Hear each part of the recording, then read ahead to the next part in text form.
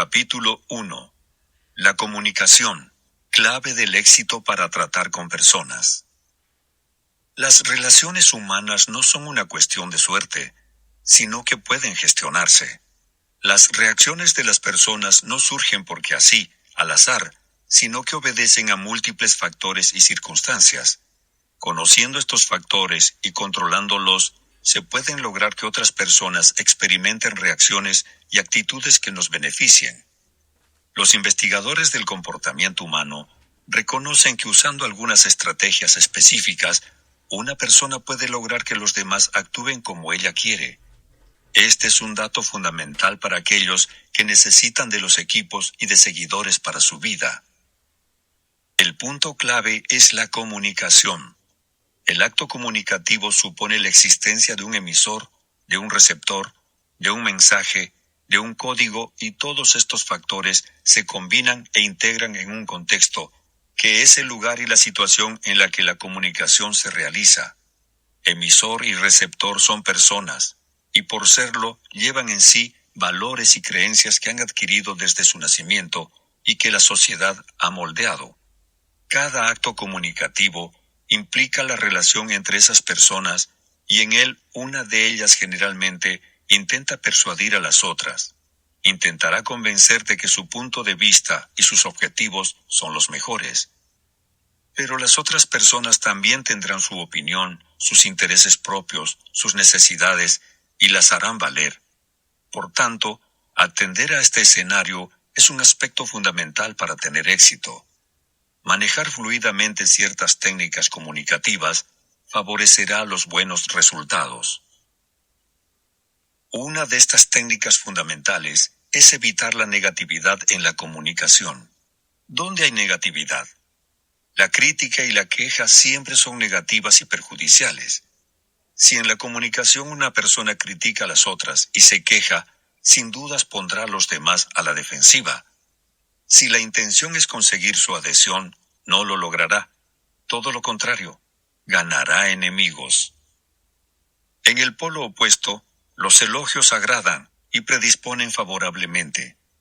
A todas las personas les gusta ser valorados, sentirse admirados y por tanto aprecian los elogios.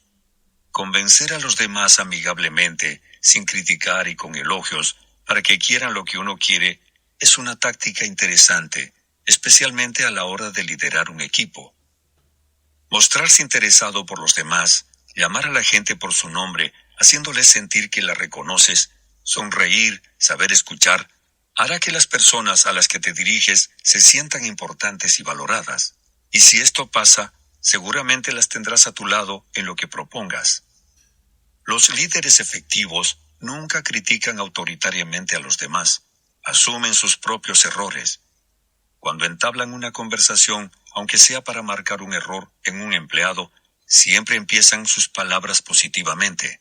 Además, atienden a las ideas de todos, los dejan participar y les hacen sentir que contribuyen con la causa común, que es la búsqueda del éxito. Sin empatía y sin simpatía es imposible establecer vínculos efectivos con las personas. La empatía es la habilidad social que te permite ponerte en el lugar del otro. Los empáticos saben cómo se sienten las personas en las situaciones que viven, y por eso pueden evitar reacciones desfavorables y activar las positivas. Por esa empatía, cuando un líder necesita hacer que un subordinado reflexione sobre una actitud o error, jamás lo dejará en ridículo ni lo hará sentir mal. Encarará la situación hábilmente para que ese empleado mantenga su dignidad y no se sienta vapuleado ni inferior. Por otra parte, los líderes que manejan bien la estrategia de influir favorablemente en los demás están atentos a las mínimas mejoras de su equipo. Elogian y destacan esas mejoras. Cuando desean que algo cambie, evitan las órdenes autoritarias directas, plantean sugerencias por medio de preguntas que buscan la adhesión del empleado. ¿Qué te parece si cambiamos este sistema y hacemos de esta manera? Así, el subordinado será partícipe de la opinión y pondrá en marcha el cambio sintiendo que fue consultado. El éxito en el trabajo y en la vida depende en gran parte de los vínculos con otras personas. Por tanto, Conocer las estrategias que permiten aprovechar esos vínculos en tu beneficio te acercará a las metas que te propones lograr, sea cual sea el ámbito en el que te muevas. Desarrollaremos a continuación cada una de estas estrategias.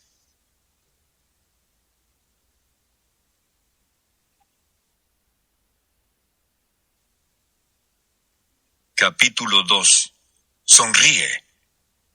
Cuando dos personas se encuentran, se observan. En esa primera impresión que cada uno recibe del otro, se establece una imagen primaria que provoca reacciones. En un encuentro personal, el primer impacto comunicativo es visual. Cada persona genera una imagen que la otra recibe, condicionada por su desarrollo personal y por sus experiencias previas. En este sentido, toda la gente vincula la sonrisa a la alegría, a la felicidad, a las emociones positivas. Una sonrisa es el camino para expresar un me agrada, me siento feliz de conocerte, me alegro de verte. Una sonrisa brillante y alegre es una excelente manera de comenzar una conversación. Sonreír es mostrarse cómodo. Cuando las personas ven que alguien sonríe, adoptan inconscientemente una actitud más relajada y distendida. Una buena puerta para la comunicación estará abierta cuando se encara la situación con una sonrisa. Las personas que tienen más éxito en las acciones que emprenden son las que se divierten haciéndolas, y precisamente la sonrisa dice a los demás y te dice a ti mismo, me encanta lo que hago, estoy feliz haciendo esto. La gente que sonríe tiende a trabajar, enseñar y vender con más eficacia. En una sonrisa sincera hay mucha más información que en ese gesto adusto. Es por eso que en las actividades que requieran persuasión, el estímulo que brinda la sonrisa es mucho más eficaz que el castigo. Se ha comprobado que aún en las conversaciones telefónicas, la sonrisa causa buenos efectos. Aunque no se vea, la sonrisa tiene impacto hasta en las palabras que se eligen, pues se transmite por la voz y el interlocutor lo percibe. Es decir, que la persona que escucha por la vía telefónica a otra sentirá cuando ella sonríe, pues hay elementos paralingüísticos que no son las palabras que transmiten esa imagen.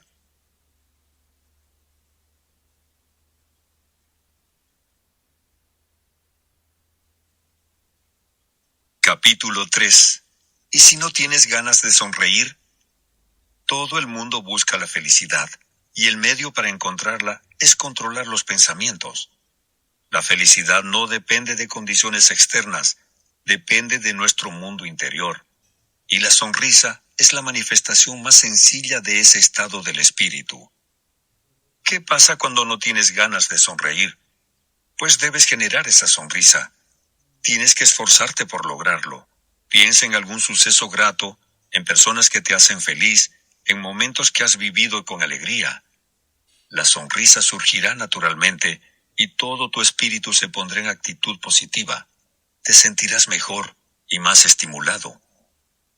William James ha escrito que la acción parece seguir al sentimiento, pero realmente la acción y el sentimiento van de la mano, y al regular la acción, que está bajo el control más directo de la voluntad, podemos regular indirectamente el sentimiento que no es totalmente voluntario. Por tanto, el camino hacia la alegría es actuar y hablar como si la alegría estuviera allí. Inmediatamente aparecerá. ¿Qué implican estas palabras? Que cuando no estés feliz y la sonrisa no surja naturalmente, esfuérzate por lograrla. La acción anticipará la emoción. La sonrisa será el inicio de pensamientos positivos, de emociones que te harán bien. Los humanos somos naturalmente imitadores de los demás. Si vemos a alguien sonreír, sonreiremos también. Por tanto, si deseas que las personas te vean como alguien agradable, muéstrate contento y sonríe. Una conversación que comienza en tono sombrío o duro probablemente terminará en una discusión. Por el contrario, las conversaciones más complejas y críticas deben comenzar con amabilidad y una sonrisa.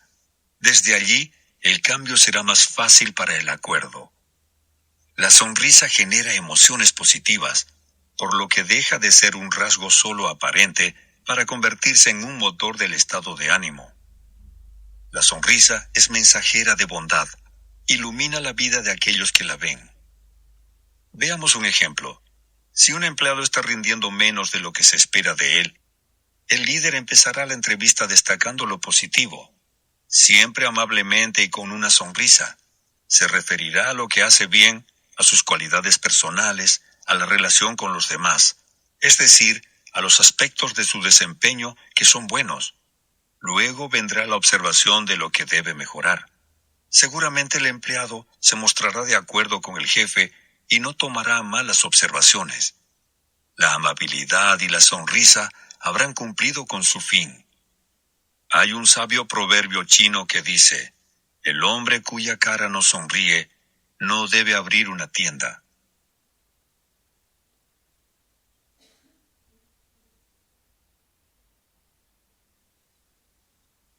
Capítulo 4. La crítica autoritaria no conduce a buenos resultados. Criticar a otras personas no las anima a cambiar su comportamiento. Generalmente, la crítica se apoya en el razonamiento, en las normas, mientras que la gente actúa, en primer lugar, movida por la emoción. Es un hecho comprobado que nadie se critica a sí mismo o acepta críticas por nada, por grandes que sean sus errores. A los humanos nos cuesta mucho ser autocríticos. A veces, en soledad y sin que nadie se entere, reconocemos nuestros errores, pero evitaremos asumirlo frente a los demás. Buscaremos culpables, otras personas, las circunstancias, el estado de salud. Lo mismo ocurre cuando la crítica llega desde el exterior. La crítica es inútil porque pone a la otra persona a la defensiva y hace que trate de justificarse. Es también peligrosa porque lastima el orgullo. Si a una persona se le critica despiadadamente y sin tacto, se hiere su sentido de la importancia. Se verá a sí misma menospreciada y desvalorizada y despertará en ella el resentimiento que puede perdurar durante años. Veamos un ejemplo. George B. Johnston era el encargado de seguridad de una compañía de construcción. Una de sus responsabilidades era hacer que sus empleados usaran sus cascos siempre que estuvieran trabajando en una obra. Cada vez que se encontraba con un obrero sin casco, le ordenaba, mostrando toda su autoridad, que cumpliera con las reglas y se lo pusiera. Como resultado, obtenía una obediencia a medias, desganada y malhumorada, y con frecuencia al otro día encontraba el mismo obrero otra vez sin el casco. Una vez decidió cambiar de método. Cuando volvió a encontrar a un obrero sin casco, le preguntó si el casco le resultaba incómodo, y le recordó que su misión era velar por su seguridad. En tono amistoso y sonriendo, le sugirió que usara el casco en la obra. El resultado de esta actitud fue una mayor obediencia a las reglas, sin resentimientos ni tensiones emocionales. Por tanto, recuerda que la persona a quien quieres corregir o convencer de algo tratará de justificarse y de censurarte a su vez. En lugar de censurar a la gente, debes intentar comprenderla, imaginar por qué hace lo que hace. Eso es mucho más útil que la crítica, y de ello surge la simpatía, la tolerancia y la bondad. Las investigaciones sobre el comportamiento humano demuestran que las personas responden mejor a las recompensas positivas, a los estímulos, que a la crítica y al engaño negativo, que las pone en evidencia y las deja mal paradas. No se trata de dejar pasar todo lo que las personas hacen mal. Un líder tiene que cumplir con su función de que las cosas mejoren, y para que todo mejore, las personas deben realizar su trabajo como es debido. Se trata de evitar la crítica directa y aguda. Una estrategia útil para aplicar cuando tengas que corregir a alguien es comenzar por ti mismo. Explica que en el pasado tú también cometiste los mismos errores. Critícate primero y luego persuade a la otra persona de que debe cambiar su forma de actuar. No exageres sus errores. Hazle saber que es fácil cambiar. Si ese empleado siente que el líder y jefe también es objeto de correcciones, asumirá las observaciones que le hagas con buena disposición. Ante errores repetidos, deben evitarse frases como «ya te lo dije», volviste a cometer el mismo error. Son como agujas que hieren a la persona. En lugar de eso, puedes decir, me parece que no te expliqué bien. El error se carga en quien explicó y no en quien lo cometió, y esto alivia. Cuando en una organización se inician actividades nuevas, además de la necesaria capacitación, es conveniente proporcionar una guía de los principales puntos en los que se pueden cometer errores. De este modo, el empleado puede por sí mismo acudir a la guía sin necesidad de reconocer que hay cosas que no sabe o que no entendió. Igualmente, si el líder tiene que corregirlo, amablemente podrá referirlo a la guía. Me parece que la guía dice que hay que hacerlo de otra manera. Vamos a ver. Así, quien corrige al empleado es la guía. No hay autoritarismo y el funcionario no se sentirá mal. Lo importante es que se preserve la dignidad y orgullo, y que no sienta la corrección como un juicio o manifestación de su incompetencia.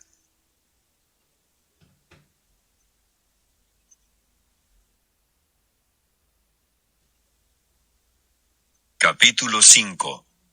El elogio y la amabilidad son grandes motivadores. En este mundo guiado por los seres humanos, solo existe un medio para conseguir que alguien haga algo, y es que esa persona quiera hacerlo. ¿Cómo lograr que una persona haga lo que tú esperas o necesitas que haga? Motivándola, haciéndola sentir que es importante en tu organización, que la aprecias, que es valiosa. Precisamente, el deseo de ser apreciado y valorado por otros es un motor fundamental de la conducta humana. A todos nos gusta que nos feliciten, que nos elogien, que nos aprecien. Tenemos en el corazón esta necesidad de ser aprobados, y quien la satisfaga nos tendrá en la palma de la mano. Conocer qué satisface el deseo de ser importante en las personas a las que intentamos convencer es fundamental para lograr nuestro objetivo, porque ese deseo es uno de los rasgos más significativos que hay en ella. ¿Qué aprendemos de esto? Que la posibilidad de recibir elogios como recompensa puede mucho más que la crítica y la amenaza de castigo por un mal trabajo.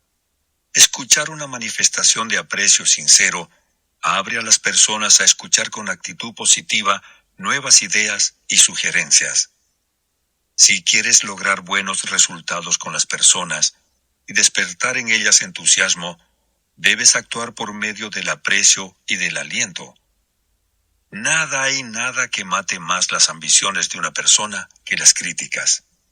Incentiva a la gente para que trabaje. Sé caluroso y efusivo con tu aprobación y con tus elogios.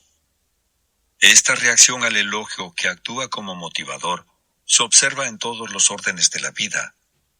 La viven los padres que estimulan a sus hijos a avanzar con palabras cálidas que les reconocen positivamente todo el esfuerzo y trabajo duro que han realizado para lograr un objetivo. Lo mismo sucede con los adultos. Si un líder se acerca a un empleado y lo elogia por el trabajo que realiza, por el dominio que muestra de su trabajo, por el esfuerzo que realiza por mejorar, ese empleado se sentirá motivado a seguir y a superarse aún más. Recuerda que existe una diferencia entre la apreciación y la adulación. La primera es sincera, la otra no. Una procede del corazón, la otra sale de la boca. La apreciación despierta la admiración, la adulación la condena. Debes ser cuidadoso en esto, porque la adulación no da resultados con la gente que piensa, y a la larga hace mal que bien, porque es falsa. Para demostrar tu aprecio, usa frases sencillas. Nunca olvides las gracias o el por favor, el lo siento. No dejes de expresar que, qué bueno, es un muy buen logro, y aprende a manifestar elogios sinceros. Si piensas en las buenas cualidades de la otra persona, seguramente darás prueba de una apreciación honrada, sincera, y serás caluroso con la aprobación y generoso en el elogio. La gente recibirá con cariño tus palabras y dejarás huella en su vida.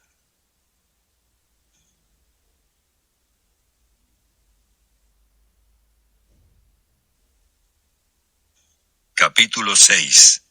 Una sana costumbre. Escuchar atentamente a los demás.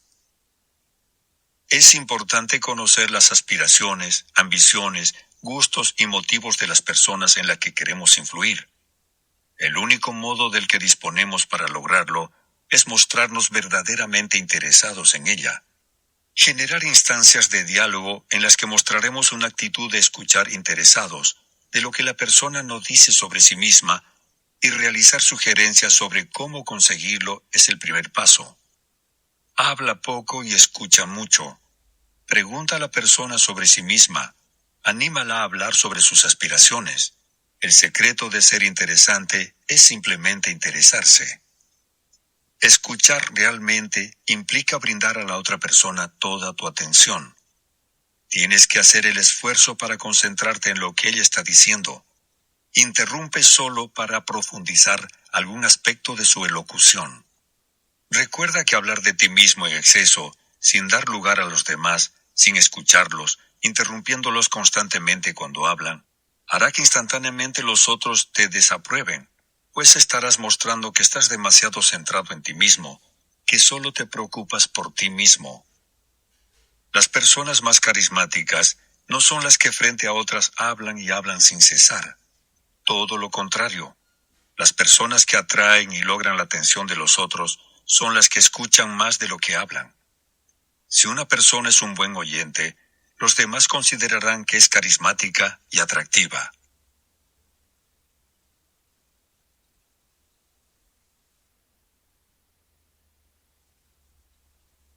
Capítulo 7. Una habilidad imprescindible. Entender al otro.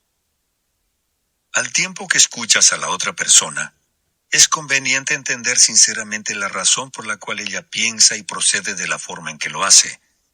Descubrir esta razón oculta es el camino para entender sus acciones y su personalidad.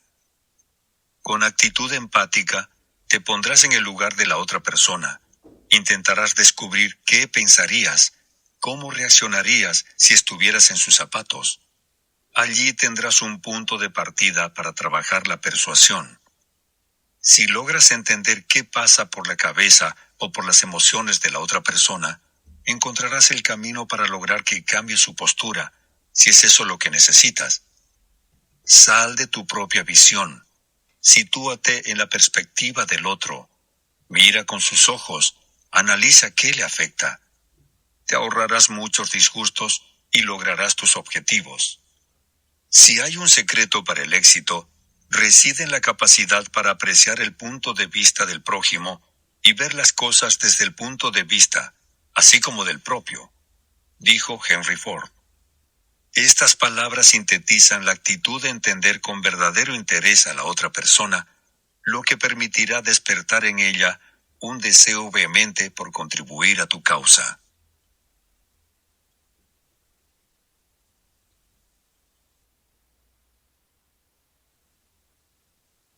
Capítulo 8. Una fórmula exitosa. Mi idea, tu idea, nuestra idea. Como lo dijimos antes, a las personas les satisface ser escuchadas y tenidas en cuenta. Si creen que una idea propia o que han sido parte de su gestación, se motivarán extraordinariamente. Es muy probable que las personas se involucren con un proyecto si sienten que ese proyecto fue su idea y si hicieron aportes que lo enriquecieron. En este punto reside la habilidad para hacer lo que tú quieres que hagan, pero transformando ese objetivo en lo que los demás quieren hacer, es decir, en objetivo de todos. Para ello, no hables en términos de lo que tú quieres, sino refiriéndote a lo que los demás quieren o a los que todos queremos. No será tu idea, sino la idea del grupo. Involúcrate, hazte uno más del equipo, contagia tu idea para que la sientan como suya propia. No des órdenes directas, mueve las acciones mediante preguntas que pongan a los otros en tu misma dirección.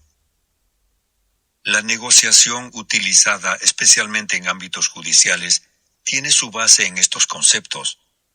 Iniciar una negociación con demandas inflexibles no conducirá a buenos resultados ni favorecerá acuerdos. Permitir que la otra parte con la que se está negociando presente sus sugerencias, exprese sus intereses y luego formular preguntas y observaciones sutiles que promuevan la misma visión del problema es vital para una negociación. Ninguna de las partes que negocian debe sentirse débil frente a la otra. Todos tienen que terminar el proceso de negociación con la sensación de que algo ganaron. Es preciso evitar que surjan las emociones negativas y la impresión de que una parte triunfó sobre la otra, porque de lo contrario, el conflicto perdurará o estallará por otro lado. El paso previo es preguntarse cómo puedes hacer que las personas sientan que realmente quieren hacer lo que deben hacer. Para responder esa pregunta, es preciso que conozcas bien a tu equipo y que encuentres los puntos de contacto entre tus metas y las suyas. Un ejemplo de esta estrategia es el uso que hacen de ella los vendedores. Un vendedor hábil no presenta su producto mostrando que quiere venderlo. A los clientes no les interesa lo que el vendedor quiera o no quiera. La habilidad del vendedor pasa por generar la necesidad de tener el producto, demostrar cuántos problemas se resuelven con él. De este modo, se coloca en el punto de vista del potencial comprador y logra que realmente quiera tenerlo. Del mismo modo debe actuar un líder. El producto es la idea o innovación que los demás deben aceptar y poner en marcha. La habilidad para presentar la idea radica en hacerla aparecer como nacida de los aportes de todos. Si los empleados se sienten partícipes de la gestión de la idea o de la innovación, se sentirán también sus dueños y estarán motivados a llevarla a cabo. Si perciben que todos se beneficiarán, porque obtendrán reconocimiento, emprenderán la tarea gustosamente y con gran involucramiento. Toda persona coopera eficazmente cuando uno le muestra que está considerando sus ideas y sentimientos tan importantes como los propios.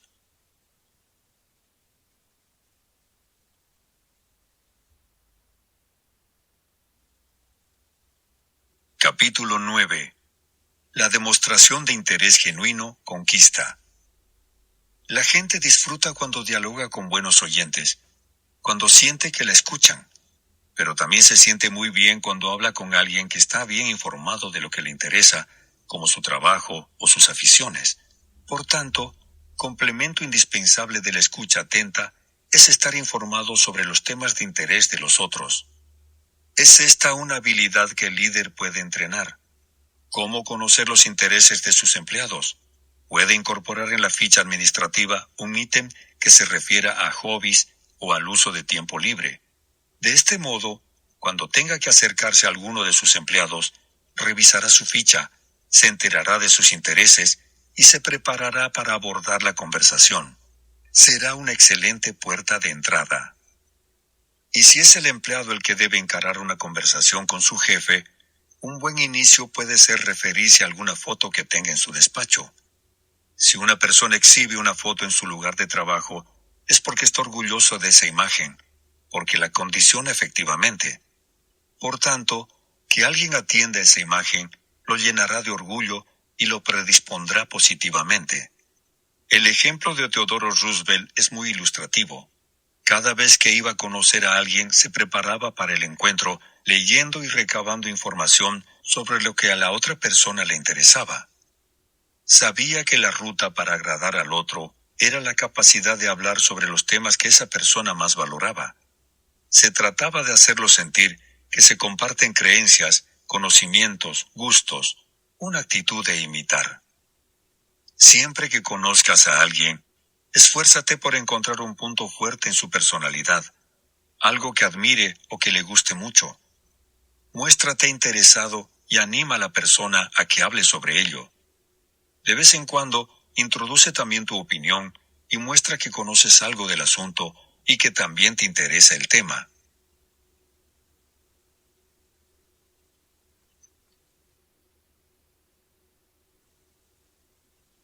Capítulo 10.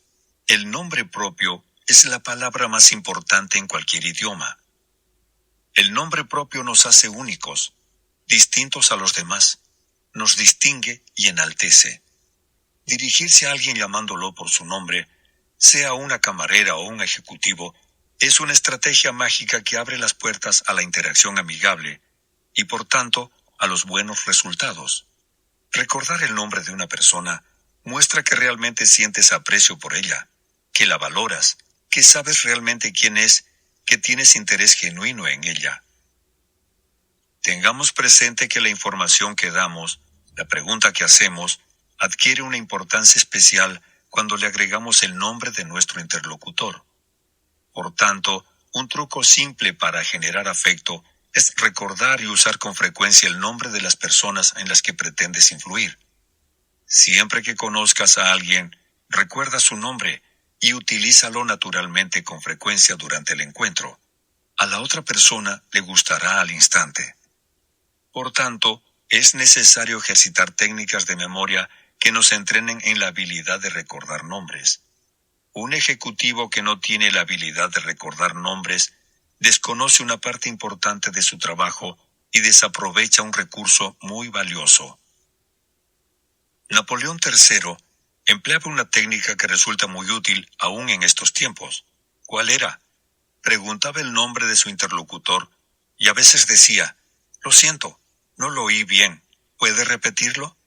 Si el nombre era poco común, le preguntaba cómo se escribía. A partir de entonces usaba varias veces el nombre durante la conversación y procuraba asociarlo en su mente con las facciones, la expresión y el aspecto general del interlocutor. Una vez que quedaba a solas, escribía ese nombre en un papel, lo miraba, se concentraba en él, lo fijaba en su mente unido a la imagen de la persona. De esta manera, en el próximo encuentro, el nombre venía naturalmente a su mente.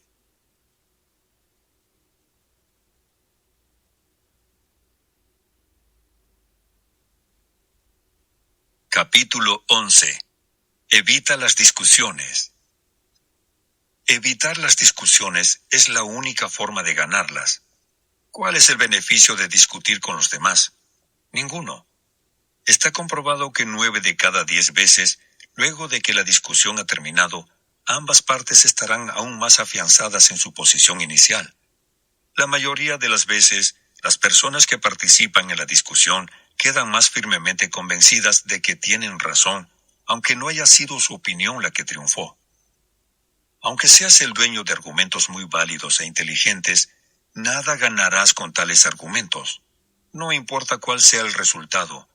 La persona con la cual discutes no estará de acuerdo contigo. Solo lograrás resentimiento.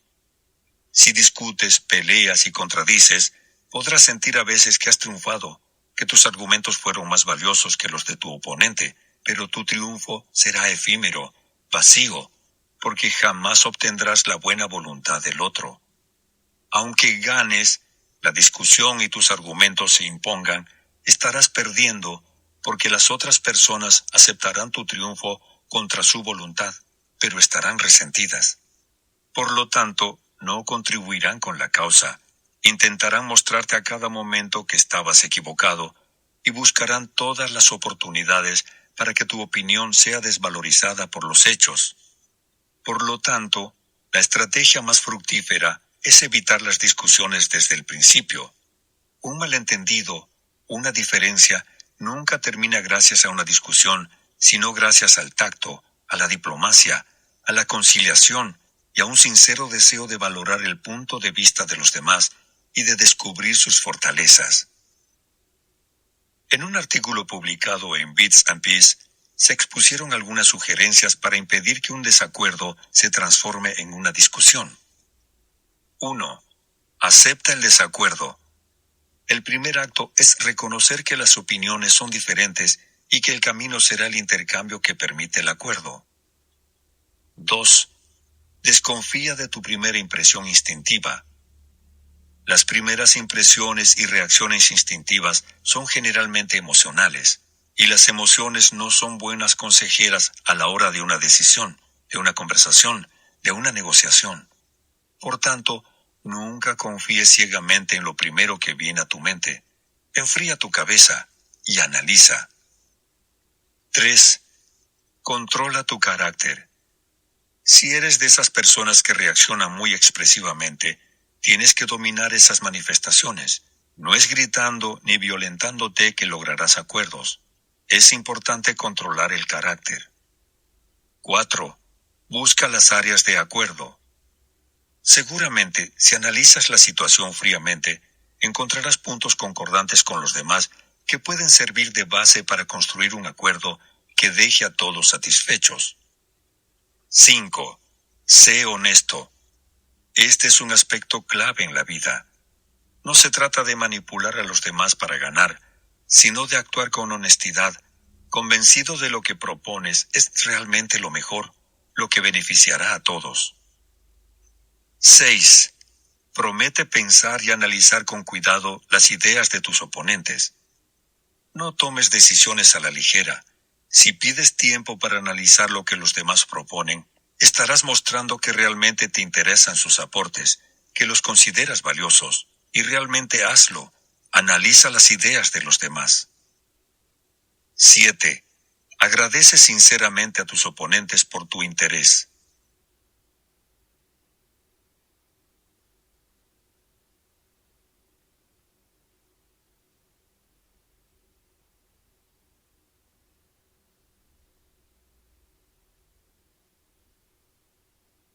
Agradecer es una forma de reconocer el esfuerzo de los otros. Si las personas han propuesto sus ideas, es porque se han esforzado para generarlas. Por tanto, valorar este esfuerzo y este interés contentará a los demás. 8. Posterga la acción el tiempo suficiente para que ambos bandos tengan tiempo de repensar el problema.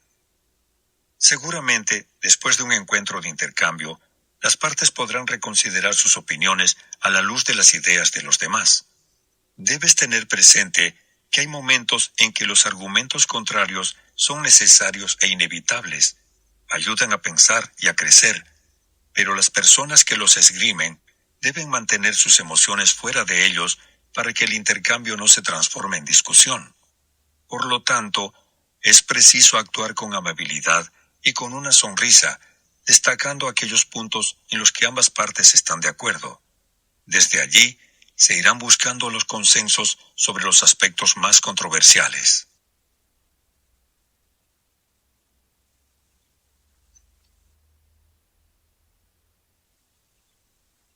Capítulo 12. No digas a otro que está equivocado.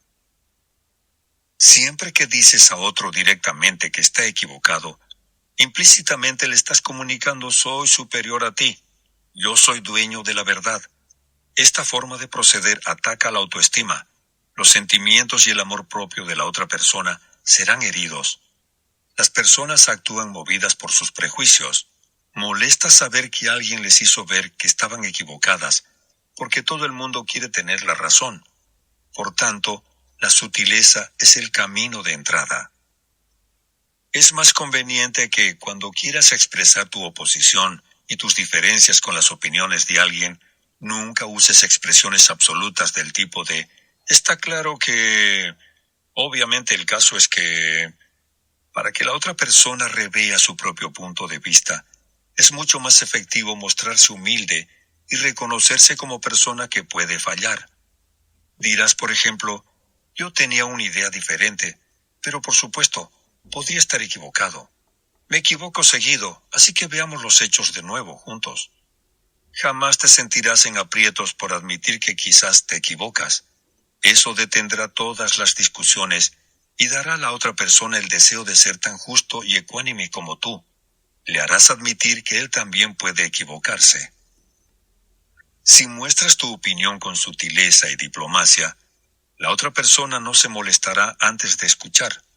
Todo lo contrario, se convertirá en tu aliada y, si es lo que corresponde, cambiará su opinión sin tensiones. Se integrará a tu equipo distendidamente y sin oposición. Hará suya tu opinión.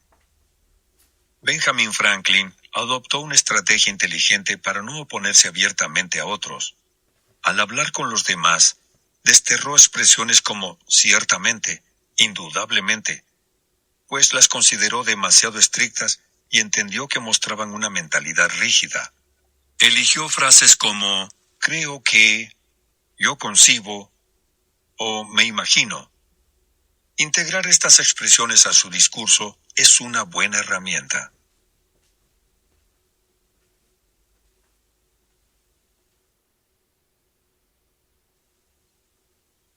Capítulo 13.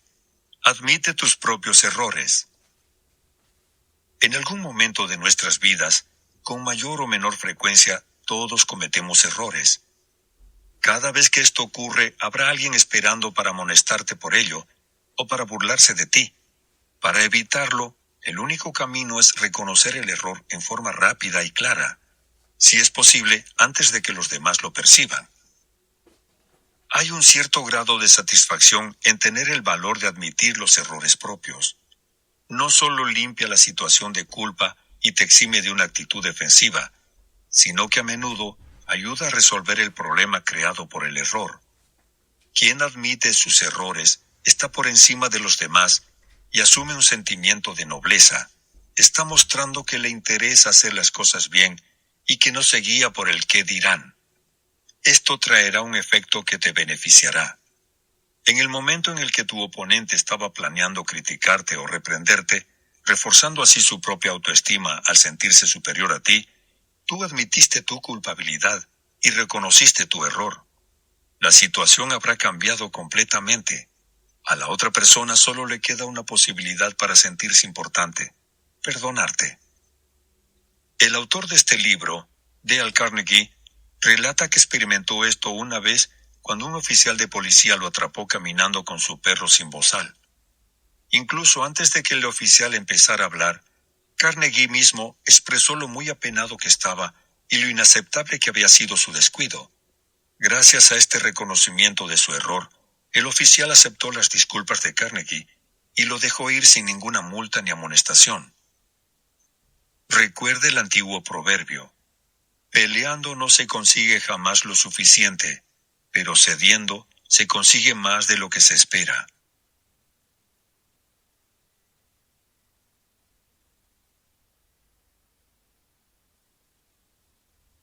Capítulo 14.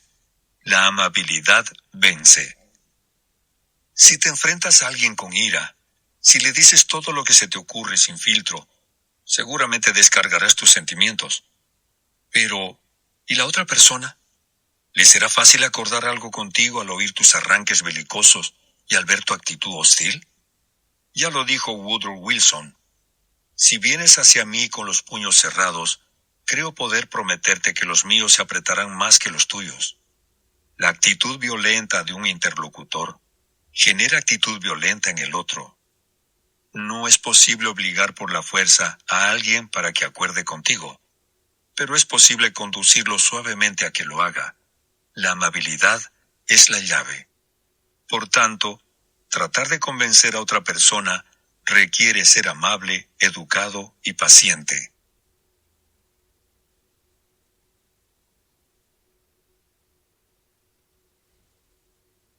Capítulo 15. La suma de varios sí te permitirá triunfar. Cuando hables con alguien, no empieces discutiendo las cosas en que hay divergencias entre los dos. Comienza destacando los intereses compartidos, aquellos en los que están de acuerdo. Acentúa que los dos tienen el mismo fin. Una vez que tu oponente entiende que las metas de ambos son convergentes, la manera más efectiva de convencerlo de tu punto de vista es conducirlo al acuerdo contigo paso a paso, construyendo una argumentación y formulándole pequeñas preguntas que solo puedan ser respondidas con un sí. Evita el no. Un no como respuesta es un obstáculo difícil de vencer. Cuando alguien te ha dicho no, todo su orgullo le exigirá sostener su posición. Por lo tanto, intenta lograr que la otra persona diga sí desde el principio. Esta estrategia es conocida como el método socrático y se basa en que cuanto más sí se obtienen durante una discusión, mayor es la probabilidad de que también se obtenga un sí al final cuando reveles tu posición definitiva sobre el tema. Cada vez que tengas la tentación de decirle a alguien que está equivocado, recuerda al filósofo Sócrates. Usando su método, podrás incluso conseguir que la gente acuerde contigo en aquellos puntos de vista a los que se habrían opuesto ferozmente momentos antes.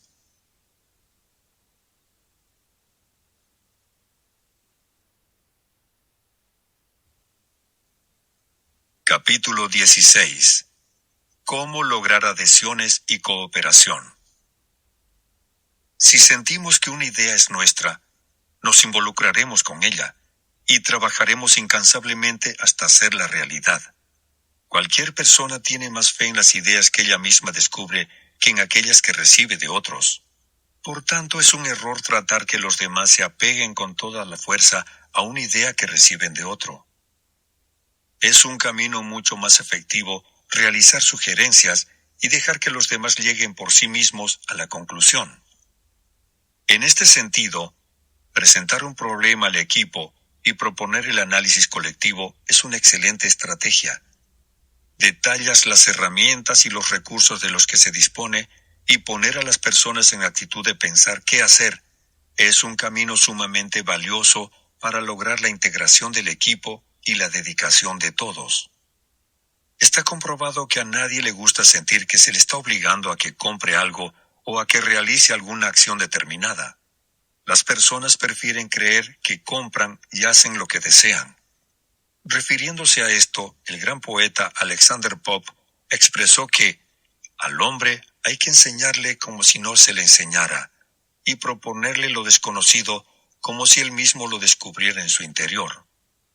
Por tanto, permite siempre que la otra persona sienta que la idea que le quieres proponer es de ella y no tuya.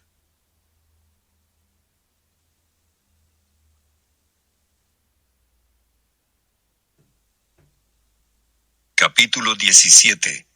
Los motivos más nobles. Frecuentemente, la gente tiene dos razones para sus acciones y opiniones. Una razón que parece buena y digna, y la otra, la verdadera razón, que difiere de la anterior. Cada persona piensa en su razón verdadera, pero como todos somos idealistas, queremos pensar y mostrar motivos buenos. Por eso, para influir en la gente, debemos apelar a sus motivos más nobles. Cuando John Rockefeller, hijo, quiso evitar que los fotógrafos fotografiaran a sus hijos, no les dijo: «Yo no quiero que publiquen sus fotografías».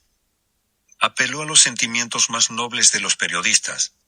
Ustedes también tienen hijos, y saben que no hace bien a los niños tener demasiada publicidad.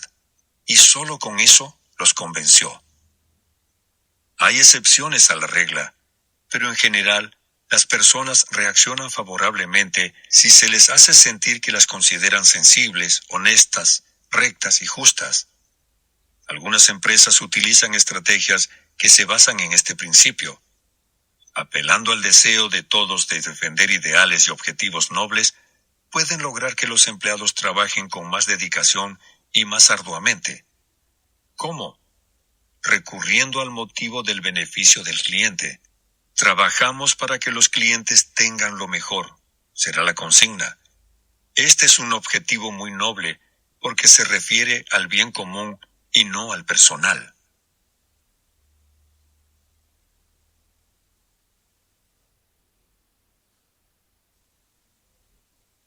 Capítulo 18. La dramatización funciona. Dramatizar las ideas es un buen recurso y funciona tanto en los negocios como en cualquier otra área de la vida. Pensemos en la clásica escena del novio que propone matrimonio a su chica. ¿Lo hace solo con palabras? No. Se pone de rodillas en medio de una atmósfera romántica. Los expertos en publicidad son hábiles en esta estrategia. En general, todos los avisos comerciales tienen como la base la dramatización de aquello que promocionan.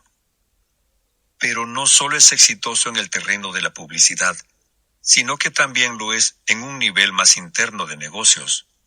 Si quieres presentar una idea a un superior o un producto a un cliente, piensa en cómo puedes dramatizarla a efectos de que capte toda su atención.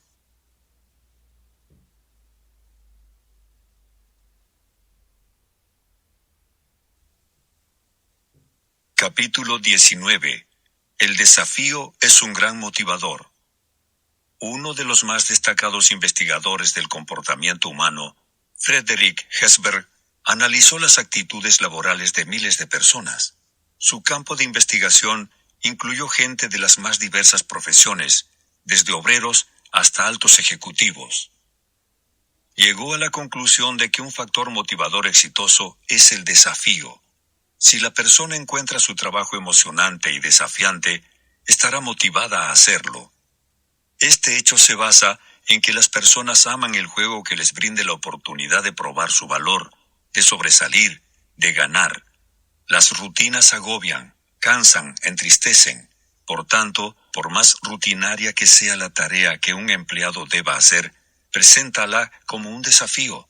Agrégale un toque de innovación para que sienta que no es una máquina más del engranaje, sino que se lo considera útil para asumir nuevas acciones.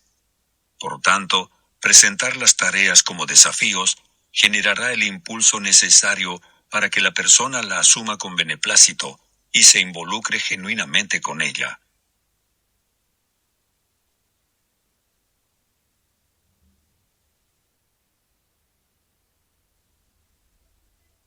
Capítulo 20. Ser un líder eficaz. ¿Cómo influir en los demás positivamente?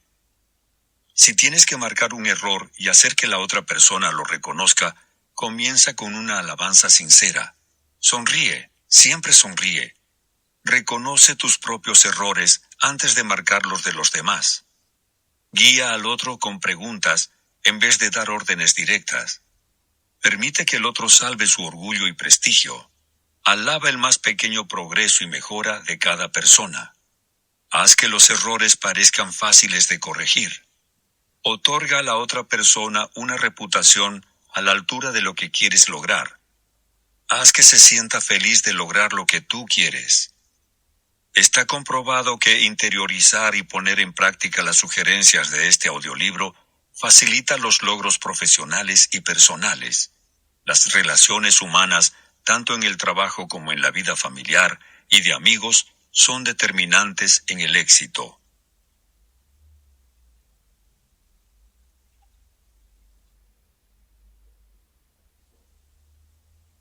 Acerca de Dale Carnegie, el autor del libro original.